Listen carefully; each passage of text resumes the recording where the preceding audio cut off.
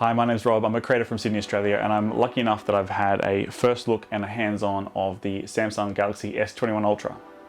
So, disclaimer, I do work with Samsung Australia, so take that into consideration when you're hearing my opinions later on. In this video, I'm just going to run through the most important things to me, the things that stand out to me, and the kind of questions that I wanted answered as soon as I grabbed this phone. Very soon, I'll have a device that I actually can keep, and I'll be able to use that to do side-by-side comparisons, maybe attach it to my drone, print out some 3D printed mounts for filters and things like that. So if you're interested in that sort of thing, you want to come along that journey, make sure you're subscribed so you don't miss that video.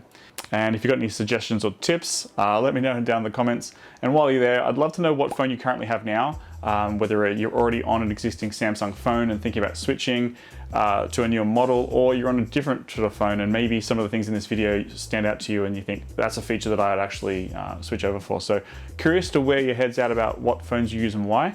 Obviously for me, the main thing is usually the camera. So I'm going to give my thoughts and opinions at the end. So obviously I'm interested in the cameras. We have the main sensor, 108 megapixels. We have a ultra wide lens at 12 megapixels. And we have a 3x and a 10x optical zoom lenses, which is pretty cool. Now, one thing I did notice is when I went to the Pro mode and enabled RAW shooting, you can actually shoot a RAW file now on that wider ultra wide lens, which is cool. And that's obviously something I want to test in future videos. So the battery is 5000 milliamp hour battery. There is no SD card, unfortunately. There is actual pen support, but the pen doesn't go inside the phone, and there's no sort of Bluetooth connectivity between the pen and the phone, so you kind of get all the stylus features, but you don't get that sort of option for a remote trigger like you would on the Note series. Physically and as far as size goes, it's really interesting. It's actually very, very similar size to the Note 20 Ultra. In fact, they sort of fit in each other's cases except for the camera module, so that's pretty interesting. Now, the other thing that's interesting when a phone gets launched is obviously there's going to be software updates as well, and you're never really sure are the features going to be shared amongst some of the older phones, or are the sort of software features tied to specific sort of hardware chips and stuff like that.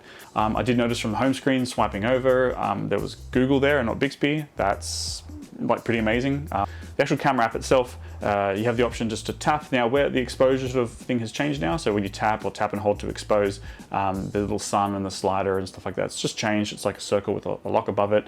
And if you jump over into the Pro mode, you have the option to split those out. You still have the same options for swiping the camera button up and moving that around, and most other things that you'd expect. Again, as I dig through and play with the camera app, I'll probably make another video on some of my tips for the camera app. So again, be subscribed for that. Some of these software features, you just don't know whether they're going to appear on other phones. And so it's cool to sort of wait a little bit, wait till the phone's launched, see what gets updated. As far as the screen goes, it is supposed to be a brighter screen. Seeing that bright screen again, looked really good outside when I did test it quickly. So the screen's 6.8 inches, has the adaptive 120 Hertz like we've seen before. And that's some of the main things that sort of stand out to me. There is a longer list, and I'll link in the description below to the specs so you can go through the whole thing. So there are other cool things. There's a new camera mode called Director's View, and that allows you to see previews from all the different cameras, so you can actually sort of tap and click through when you're recording, sort of to change like a sort of producer would see from a control panel. It's kind of cool. You can line up things and wait for the right moment to tap and zoom in on them and things like that. Going to be great for doing sort of one-take videos where you don't want to have to chop the video up afterwards. You can also overlay your face onto the video, which is cool. So you can have yourself sort of as a talking head. And also the single take mode has been updated. They call it single take 2.0. There's a few different modes in there for cinematic sky, and also some time lapses and boomerang modes and things like that weren't there before. I'm happy to report, and I just checked that you can actually, the single take video does get recorded just between 5, 10 and 15 seconds. So you still get that original clip. If you're not happy with some of the AI generated results that it has, you still have the original video, which is handy. All right, so that's the high level features that stand out to me, the things that I kind of noticed when I had my first look at the phone. All right, so let's keep this sort of quick. Here's my opinion on some of the features that got taken away or added. SD card, I don't mind so much because I found myself using it less and less. That's something I'd like to have in the past, yet just due to how, I guess, the extra addition of complexity that it has, I've used it less and less. Now with the standardization of USB-C port, I can plug in an SSD drive, copy the files that way. But the main way I actually back up my phones now, besides using cloud services for photos and things, is I actually plug in the cable to my computer and synchronize it using some software I have to actually back it up that way. And that way I've constantly got a backup of my phone on my computer. And when I'm traveling, I do the same thing on my laptop. So the need for the SD card sort of in my workflow and my sort of stuff has actually dropped off, and it'll probably simplify the storage locations of files and things on the phone itself. So in summary, don't mind so much. I do enjoy the pen on the Note series. It's one of my favorite things. I'll probably end up having a case that you can slide a pen into or something like that.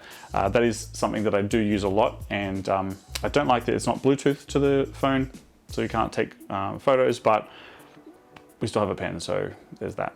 And the way that I've been getting around not having a pen on the phone is actually use a app, Invelometer app, to trigger the phone to take selfies anyway if I'm far away from the phone. So it's not really a big deal, and having the option for a pen is really cool. So that's a good thing for me.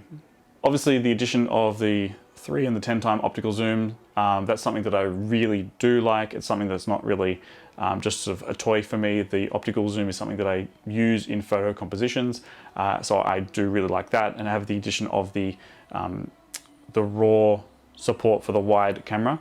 Very much looking forward to testing that, because again, that's something that I'm really interested to see how that works, especially with the Milky Way shots exposing for 30 seconds. So very keen to try that out. When it comes to the adaptive 120 Hz screen, I'm more of a battery life, so I can take photos versus super high refresh rate for smooth screen. So having it adaptive for me is actually a really good thing. I don't have to worry about it. It looks cool. The phone looks super smooth, and it's going to be saving battery when I'm not using it. So the not having 120 Hz always on screen for me is not, again, a big deal at all. Something that I wouldn't notice. When it comes to the changes in the camera apps, loving those changes so far. I have a million ideas of how the camera app can sort of change because I use it all the time, but very happy with the features that is there. I guess the summary for me is the addition of the pen and the upgrade in the camera is pretty much all you need to tell me. That's it. I'm sold. There's a few things that I need to try out with the zoom. They seem to perform amazing in bright light, and had some sort of weird results when they were dark, but again, that's more for a review video, so stay tuned for that. Whenever a new Galaxy phone comes out, I'm always so attached to the one that I have that it takes sort of exceptional features for me to want to use the next one. And it usually comes down to the camera, and Samsung are consistently upgrading those cameras in the new ones, which keeps dragging me forward to the next models. And I think this phone is no exception. All right, well, hopefully that helped. If you've got any questions, comment below. We'll be going through and answering everyone who comments. So ask your questions while I have access to this. And then once I get the new one, just let me know what things you want me to test out.